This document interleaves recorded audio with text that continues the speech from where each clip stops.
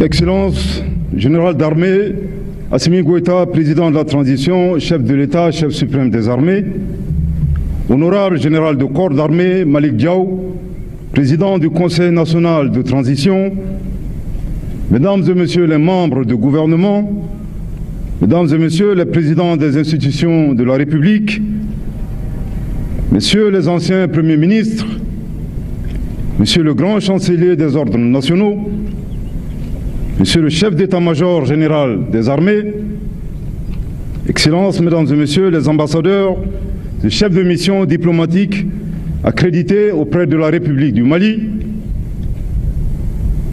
Excellences, messieurs les chefs de délégation de la Confédération des États du Sahel, Excellences, monsieur le chef de délégation de la République de Guinée, à toutes les chefs de délégation des pays amis et pays étrangers, messieurs les chefs d'état-major et directeurs de service, honorables membres du Conseil national de transition, respectées autorités religieuses, coutumières et traditionnelles, officiers généraux et supérieurs, officiers, sous-officiers, militaires du rang, distingués invités des plus illustres aux plus anonymes, ici présents, mesdames et messieurs. Il est des missions qu'on aurait bien aimé ne jamais avoir à effectuer, ne serait-ce qu'une seule fois de toute sa vie au service de la nation. De ces missions, et celle-là qui m'échoit en ce moment, de prononcer l'oraison funèbre d'un compagnon, d'un ami, d'un collègue et d'un frère d'armes, brutalement et injustement fauché dans la force de l'âge, du fait de la lâcheté, de la traîtrise et de la barbarie. La mort, et nous l'avons appris en nos dépens, est un verdict divin sans appel.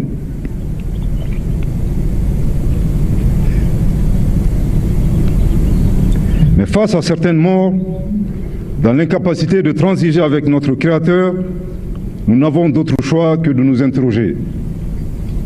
Pourquoi ? Pourquoi lui ? Et pourquoi maintenant ? Cette interrogation particulièrement grave, qui délimite le champ de notre modeste condition humaine, recèle à la fois notre cri de détresse, notre impuissance et notre résignation face à la mort. Ce passage obligé qui est malheureusement notre avenir à tous. Distingués invités, mesdames et messieurs, souffrons seuls ou en communion, mais souffrons quand même de toutes les formes d'expression en pareilles circonstances. Exprimons dignement notre colère, cette colère qui est à fleur de notre peau, mais sans jamais la laisser exploser. Bien au contraire, réjouissons-nous de certaines morts qui inscrivent dans le marbre pour l'éternité un nom, qui font la fierté d'une famille et qui couvrent d'honneur toute une institution, toute une nation. Ainsi en est-il de la mort du général d'armée Sadio Camara, celui que les Maliennes et les Maliens de toutes les... Le général d'armée Sadio Camara porte un nom, le Mali. Mais l'onde de choc suscitée par cette perte dépasse largement les frontières nationales, tant l'homme, par son engagement et son parcours, a marqué son pays et bien au-delà. Né le 19 août, Sadio Camara évolue dans un environnement militaire sous l'influence de son père, enseignant et ancien directeur des études au Prytanée militaire de Kati.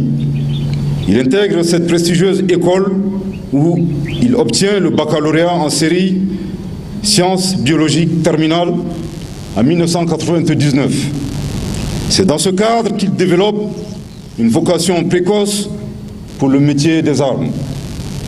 Dans la continuité de ce parcours, il rejoint la même année l'école militaire interarmes de Koulikoro, où il reçoit la formation initiale des officiers. Sa carrière militaire se construit progressivement à travers un ensemble de formation professionnelle et académique, tant bien au Mali qu'à l'étranger. Il bénéficie notamment d'enseignements aux États-Unis d'Amérique et en Chine, portant sur des domaines stratégiques tels que le commandement, l'antiterrorisme ou encore les relations civilo-militaires. En parallèle, il obtient une attestation de langue anglaise avancée en 2006 et une licence professionnelle en création et gestion d'entreprises en 2017. Promu sous-lieutenant en 2002, il gravit avec constance les échelons de la hiérarchie militaire. Lieutenant en 2004, capitaine en 2009, commandant en 2012, lieutenant-colonel en 2015, colonel en 2020, général de corps d'armée en 2024 et enfin général d'armée à titre posthume le 29 avril 2026. Cette progression témoigne d'un parcours marqué par la rigueur, le mérite et le sens du devoir.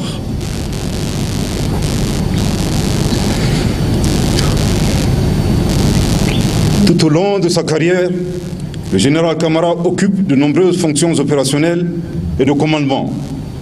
Il dirige notamment des unités à Kadiolo, Kidal et Menaka, avant d'assumer d'autres responsabilités telles que le commandement du groupement territorial de Bamako et du Prytanée militaire de Kati. Son expérience est également enrichie par sa participation à plusieurs opérations militaires au Mali et au Niger, contribuant ainsi à renforcer ses compétences tactiques et sa connaissance du terrain. Son engagement et son professionnalisme sont reconnus à travers de nombreuses distinctions honorifiques, dont le grade de grand officier de l'Ordre national du Mali, la médaille pour le renforcement de la coopération militaire russe, ainsi que plusieurs distinctions honorifiques militaires, dont la Croix de la valeur militaire, la médaille du mérite, la médaille du sauvetage et des médailles commémoratives de campagne. Distingués invités, mesdames et messieurs, il n'est nul besoin de trahir un quelconque secret d'État pour reconnaître le rôle déterminant joué par le général d'armée Sadio Camara dans le processus de refondation de l'outil de défense de notre patrie. Son engagement s'inscrit pleinement dans la dynamique impulsée par les autorités de la transition en vue de la reconquête de la souveraineté nationale. Officier de terrain, profondément marqué par les réalités opérationnelles, il a vécu avec une acuité toute particulière l'occupation du nord du Mali en 2012. Cette période a constitué pour lui une preuve fondatrice nourrissant une conviction inébranlable, celle de la nécessité de restaurer la dignité et la capacité opérationnelle des forces armées et de sécurité du Mali. Il n'a jamais accepté l'affaiblissement de l'institution militaire, qu'il percevait comme le résultat d'une dynamique politique complexe, parfois influencée par des intérêts extérieurs, peu en phase avec les réalités nationales. Dès qu'il en a eu l'opportunité, le général Camara s'est affirmé comme un acteur majeur de la montée en puissance des forces armées et de sécurité, en étroite collaboration avec les plus hautes autorités de l'État. Il a contribué à redéfinir les priorités stratégiques du Mali en matière de défense.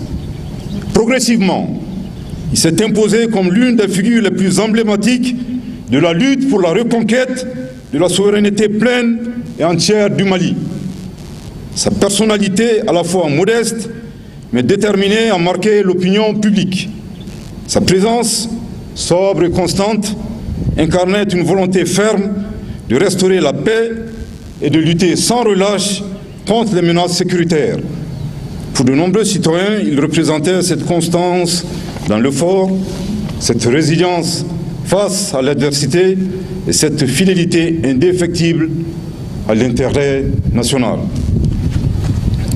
Le général Sadio Camara a su, par ailleurs, conjuguer avec aisance ses fonctions militaires et ses responsabilités au sein du gouvernement. En tant que ministre en charge d'un département régalien, Il a évolué dans un environnement particulièrement exigeant, marqué par la lutte contre le terrorisme et par les enjeux géopolitiques liés à la redéfinition des alliances régionales, notamment dans le cadre de la coopération avec les États de la Confédération des États du Sahel. Malgré le poids des responsabilités inhérentes à ses fonctions, il a fait preuve d'une constance remarquable dans son engagement. Son action traduisait une implication totale, dépassant souvent les contraintes personnelles et témoignant d'un sens aigu du devoir. Il appartenait à cette catégorie de dirigeants pour lesquels la fonction ne constitue pas seulement une charge, mais une mission. Convaincu de la justesse de son combat, il s'y est consacré avec une intensité rare, au point de donner parfois l'impression d'emporter tout le poids. Cette exigence, voire cette intransigeance, lorsqu'il s'agissait de défendre les intérêts supérieurs de la nation, a contribué à faire de lui une figure centrale, mais également une personnalité exposée. Mon général, vous êtes tombé en martyr, vous êtes tombé, comme vous l'avez promis, les armes à la main. Vous avez honoré votre serment jusqu'au sacrifice ultime. Vous avez donné votre sang pour cette terre du Mali que vous avez tant aimée. Vous êtes parti en héros.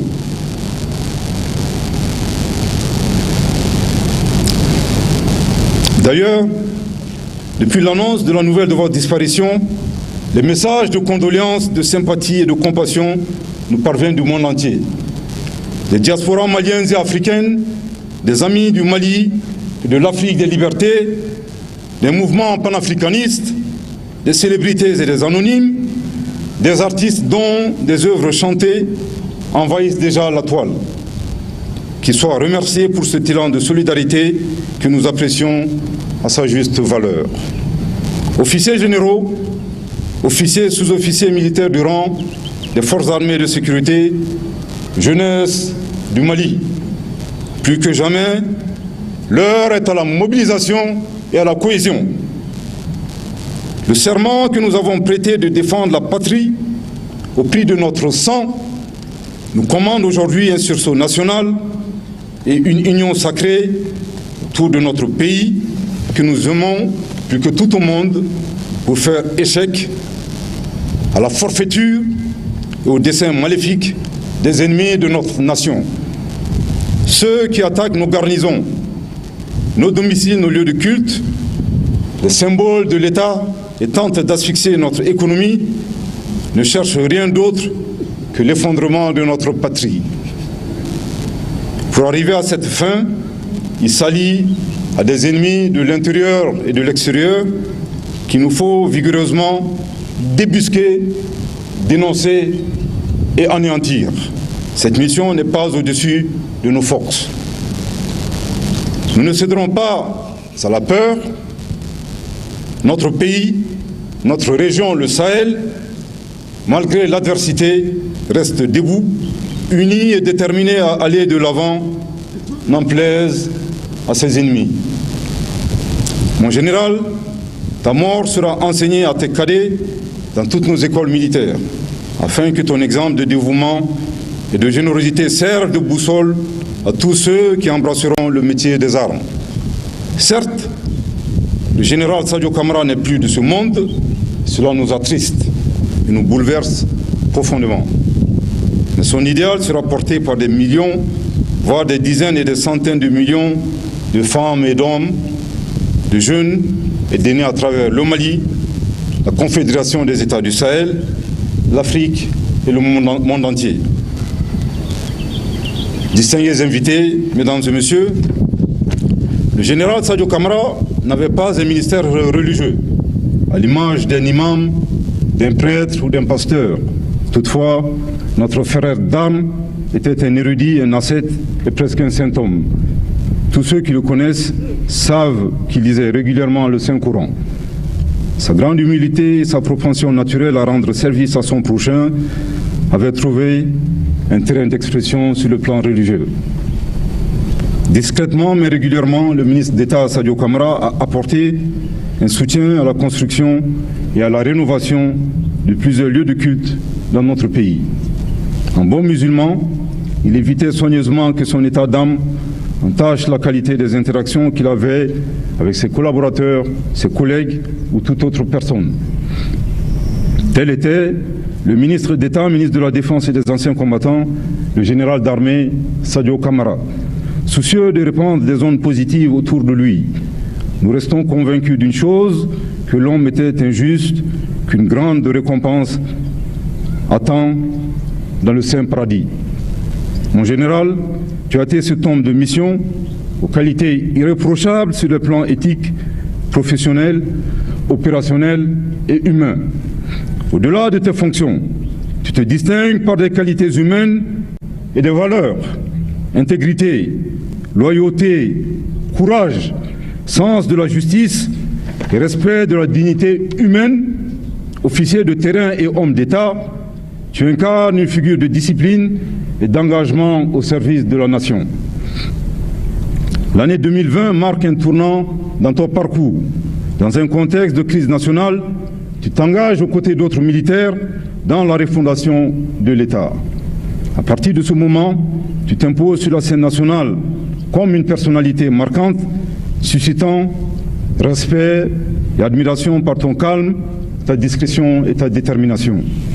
Surnommé par nos concitoyens la force tranquille, ou encore l'homme au turban, ou encore le silencieux, tu as consacré ta vie à la consolidation des forces armées de sécurité de notre pays, avec l'ambition d'en faire une référence à l'échelle régionale et continentale. Le Mali perd en toi un homme, un combattant, un leader, un symbole, un modèle. Mais ceux qui se réjouissent déjà à l'idée d'un hypothétique effondrement du Mali ont tout faux. Le Mali est éternel et nous ferons la preuve que des millions de Sadio Camara se bousculent déjà au portillon pour prendre valablement la relève. La flamme que tu as su allumer ne s'éteindra jamais et sera entretenue par toute une nation debout, dont la détermination décuple avec l'adversité de son environnement. Comme tu le sais, mon général, les grands hommes ne meurent pas. Ils se retirent au panthéon de l'histoire et veillent sur nous. Ce faisant, ils deviennent des phares qui éclairent le chemin des pauvres navigateurs éparpillés sur la surface des océans, cherchant avec peine des repères pour entrer à la maison. Mission accomplie, mon général, tu peux te retirer en toute sérénité. Nous gardons la maison conformément à tes souhaits. Va et dors du sommeil du juste, de celui qui a mérité de la nation. Excellence, Monsieur le Président de la Transition, chef de l'État, chef suprême des armées, votre officier et bro vous dit au revoir. Va en paix, très cher Bazar, qu'Allah t'accueille en son paradis éternel. Amen.